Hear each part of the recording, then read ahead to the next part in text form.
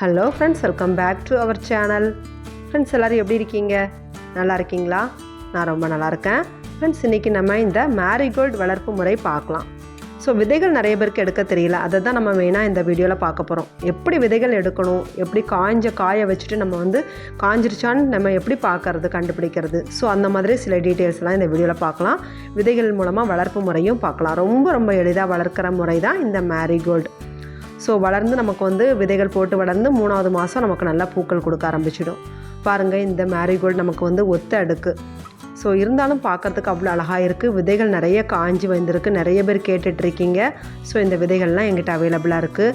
இந்த ஒத்த அடுக்கு இருக்குது, மல்டிபெட்டல் இருக்குது, அப்புறமா எல்லோ கலர் வெரைட்டி இருக்குது, ஃப்ரெஞ்ச் மேரிகோல்டுன்னு சொல்கிற டார்க் ரெட் கலர் வெரைட்டியும் அவைலபிளாக இருக்குது. சீட்ஸ் வேணுங்கிறவங்க வாட்ஸ்அப்பில் காண்டாக்ட் பண்ணலாம். வாட்ஸ்அப் நம்பர் டிஸ்கிரிப்ஷன் பாக்ஸில் கொடுக்குறேன். இப்போ செடியிலே பூக்கள் முக்கால்வாசிக்கு நல்லா காஞ்சி வந்ததும் நம்ம அதை பறித்து எடுத்துகிட்டு ஒரு நிழலான இடத்துலையோ ரூம் டெம்பரேச்சர்லையோ காய விட்டுட்டோம்னா நமக்கு விதைகள் நல்லா காஞ்சி வந்துடும். இந்த மாதிரி பிளாக் கலரில் சீட் ரெடி ஆகிடும்.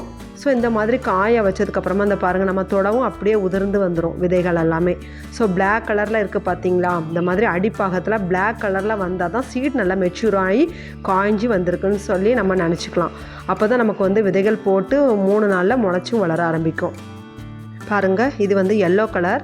ஸோ இந்த எல்லோ கலர் மேரிகோல்ட்லேயும் பாருங்களேன், அடிபாகத்தில் நமக்கு நல்ல பிளாக் கலரில் வந்திருக்கா. இந்த மாதிரி மெச்சூரான சீட் நல்ல பிளாக் கலரில் இருக்கும்.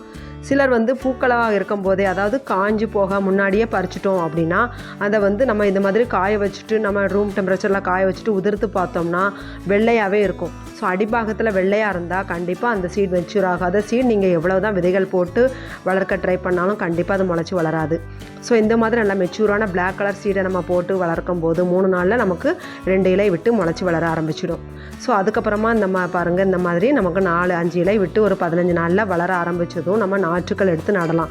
நம்ம விதைகள் போடும்போது தண்ணீர் ஊற்றும் போது மொத்தமாக தான் நமக்கு முளைச்சி வளர ஆரம்பிக்கும். ஸோ தோட்டத்திலும் சரி, நம்ம மாடி தோட்டத்தில் தொட்டியில் வளர்த்தாலும் சரி, மொத்தமாக வளர ஆரம்பிச்சிடும். ஒரே தொட்டியில் அவ்வளோ செடியும் வளர்க்க முடியாது. ஸோ அதனால் மேக்ஸிமம் 1 அல்லது 2 செடியை நம்ம ஒரு தொட்டியில் வளர்க்கலாம். 8லேருந்து ஒரு 12 அல்லது 10 இன்ச் வரைக்கும் நம்ம பாட் ரெடி பண்ணிக்கலாம். ஒரு செடி தான் பெஸ்ட்டு, நல்லா கிளைகள் விட்டு வளர ஆரம்பிக்கும். இந்த பாருங்களேன், நமக்கு செடிகள் நல்லா வளர ஆரம்பித்து 45வது நாள், அதாவது 1.5 மாதம், இந்த மாதிரி குட்டி குட்டியான மொட்டுக்கள்லாம் தெரிய ஆரம்பிச்சிடும். நல்லா உரங்கள் கொடுத்துட்டே வரணும், ரெகுலராக தண்ணீர் விட்டுட்டே வரணும். அப்புறமா வெள்ளை மாவு பூச்சி இருக்காமல் பார்த்துக்கணும். ஸோ அது வந்தால் நீம் ஆயில் ஸ்ப்ரே பண்ணி விட்டுடுங்க, அல்லது தண்ணி நல்லா குளிர்ந்த தண்ணியை ஸ்ப்ரே பண்ணி விட்டாலும் இந்த வெள்ளை பூச்சியெல்லாம் நமக்கு போயிடும். ஸோ இந்த மாதிரி நம்ம இந்த செடியை பராமரித்து வளர்க்கும் போது நமக்கு நல்லா 2 மாதம் முழுசாக முடிஞ்சதுக்கப்புறமா நமக்கு மொட்டுக்கள் பெரிய மொட்டுக்களாக பூக்கள் பூக்க ஆரம்பிச்சிடும். பூக்கள் விரிஞ்சதுக்கப்புறமா நமக்கு இந்த மாதிரி நல்லா அழகாக இருக்கும் பார்க்குறதுக்கும். நிறைய பிரான்ச்சஸ் வரும். மேரிகோல்டை பொறுத்த வரைக்கும் பிரான்ச்சஸ் அதிகமாக வந்துகிட்டே இருக்கும். நிறைய கிளைகள், அதில் எல்லாத்துலேயுமே மொட்டுக்கள் பூக்கள். என்ன, ஃபுல் சன்லைட்டில் வைக்கணும். எந்த செடிகளானாலும் ஃபுல் சன்லைட்டில் வச்சா தான் நல்ல பூக்கள் வரும். அதை நம்ம தெரிஞ்சுக்கணும். நிறைய பேர் ஷேடில் வச்சுருக்கோம், பால்கனியில் வச்சுருக்கோம், பூக்கள் வரல அப்படின்னு சொல்லக்கூடாது. ஏன்னா செடிகளை பொறுத்த வரைக்கும் சன்லைட் ரொம்ப முக்கியம் இல்லையா? ஃபோட்டோ சிந்தசிஸ்க்காக நான் அது ஒளிச்சேர்க்கை கண்டிப்பாக நடக்கணும். அப்போ இலைகளோ செடிகளோ பூக்களோ அதுக்கு கண்டிப்பாக சன்லைட் அவசியம். ஸோ அதை நம்ம தெரிஞ்சுக்கணும். அதனால் எப்படி செடிகளுக்கு தண்ணீர், மண், உரம் இந்த மாதிரி அவசியமோ அது மாதிரி சன்லைட்டும் அவசியம். காலையிலேருந்து மதியம் வரைக்கும் இருக்கிற சன்லைட்லேயாவது நம்ம முடிஞ்ச வரைக்கும் இந்த செடிகளை வைக்க பார்க்கணும். ஸோ இந்த மாதிரி நம்ம மேரிகோல்டு வளர்க்கும் போது நமக்கு நல்ல பூக்கள் வந்துகிட்டே இருக்கும். பூத்து முடிஞ்சதுக்கப்புறமா வாடி போயிடுச்சுன்னா அந்த பூக்களை பறிச்சுட்டு நம்ம ரூம் டெம்பரேச்சரில் காய வச்சோம்னா நமக்கு நல்ல பூக்கள் காஞ்சி விதைகள் வந்துடும். ஸோ அந்த விதைகளை எடுத்து நம்ம விதைகள் போட்டு வளர்க்க ஆரம்பிச்சிடலாம். ஸோ நம்ம பூக்கள் பூத்து இருக்கும்போது ஃப்ரெஷ்ஷாக இருக்கிற பூக்கள் அப்படியே பறிச்சிட்டோம்னா அது கண்டிப்பாக வளராது நமக்கு. ஏன்னா விதைகள் காஞ்சி வரல.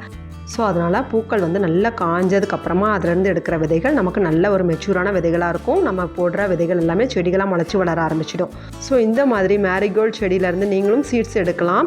நல்ல மெச்சூரான சீடாக பார்த்து எடுத்து நீங்கள் அடுத்த சீசனுக்கு விதைகள் போட்டு வளர்க்கலாம். சீக்கிரமாக நல்லா முளைச்சி வளர ஆரம்பிச்சிடும். வீடியோ பிடிச்சிருக்கா ஃப்ரெண்ட்ஸ்? பிடிச்சிருந்தா லைக் பண்ணி சப்ஸ்கிரைப் பண்ணுங்கள். வேறு ஏதாச்சும் டவுட் இருந்தால் கமெண்ட்டில் கேளுங்க. உங்கள் ஃப்ரெண்ட்ஸ் கார்டன் வச்சுருந்தாங்கன்னா அவங்களுக்கு ஷேர் பண்ணுங்கள். அவங்களும் பார்த்து தெரிஞ்சுக்குவாங்க. அடுத்த ஒரு யூஸ்ஃபுல்லான வீடியோவில் சந்திக்கலாம். தேங்க்ஸ் ஃபார் வாட்சிங்.